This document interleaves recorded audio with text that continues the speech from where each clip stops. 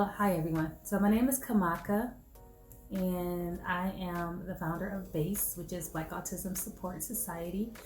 And I have three children that are on the autism spectrum. And like many of you, I am trying to figure out how to do life, work, balance everything, and help support schooling at home with children that are not used to breaking their routine. So I thought I would do a simple mental health check-in with one of my children today, particularly my middle child here, Kyran.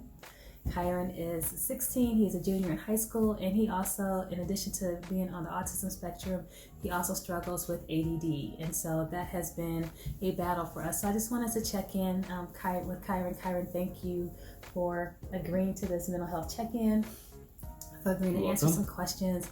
And I'm hoping that we can help some parents that have children that are teenagers that maybe be struggling. You know, they probably would want to know what their teenagers feeling, what are they thinking, and maybe to help them have some similar conversations. We're also trying to practice some social distancing only because I am still going out into the workplace. I work I'm one of those essential personnel, and so I want to make sure that I'm not bringing home anything that will cause harm to my family. So a little bit of social distancing here, otherwise we would be a lot closer together.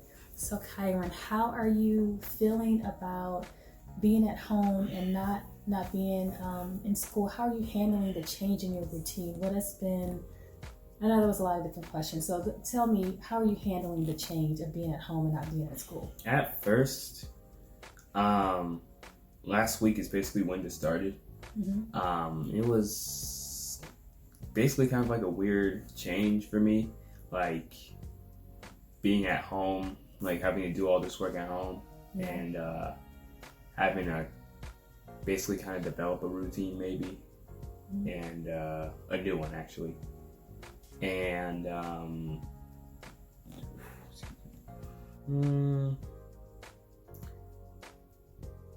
that might be it. Oh, and actually, plus being in the house for basically pretty much all day, it in some cases you might be like kind of like bored because of that, like trying to find something to do, like, and for some cases you may want to, like, at this time maybe like go outside since it's like spring and whatnot, if the weather's good, but you can't really do that as freely as you would want to. What do you feel like has been the most challenging for you? Probably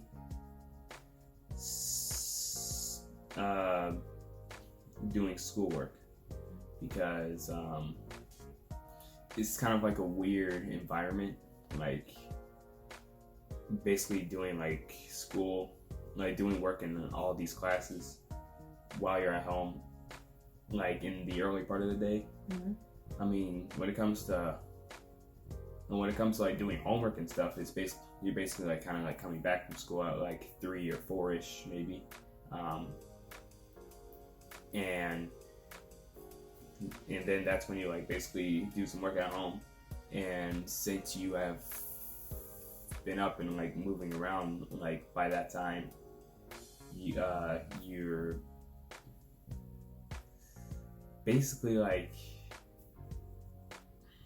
I don't know how to describe it, like more focused on it maybe, but like since you're getting up and like that may be like one of the first things you're doing, it's kind of weird.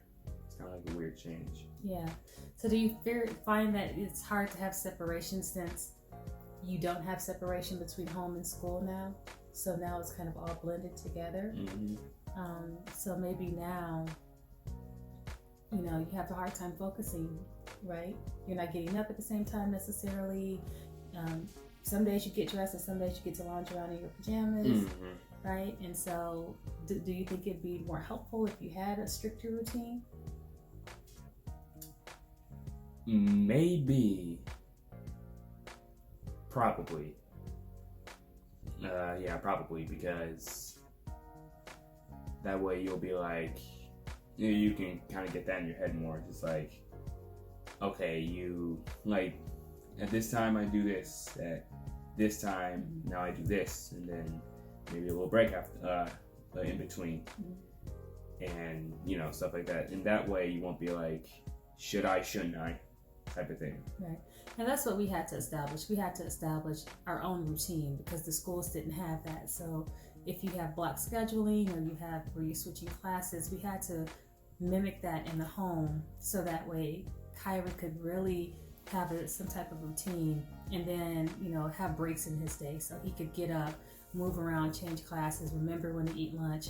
Because some of the side effects, especially with autism, is that hyper focusing. So you get so focused on what you're doing and hours would go by and then you don't realize that you haven't stood up, you haven't taken a break. A lot of times that's the same thing that we do in the workplace when we're working from home, but it's definitely not healthy for us and it's especially not healthy for children. So we wanted to make sure that we had established that routine. So we don't want to make this extremely lengthy because we know that families like ours don't have 10 or 12 or 17 minutes to watch a very long video. But what do you think that mom and dad would have known in the beginning on week one that probably would have made it less frustrating for you? Or what do you think that other families like ours that have teenagers really should know to help their teenagers not be as frustrated as this is going to go on for several more weeks? What do you think is important for other parents to know? I feel like the thing is that since we're doing work earlier at home, it doesn't really feel like it kind of has a weird feeling, like it doesn't really feel the same as doing homework because like you're up earlier, you're doing this earlier, and maybe in some cases you'll try to find like something else to do, maybe because you don't want to be doing this for so long at one time, maybe.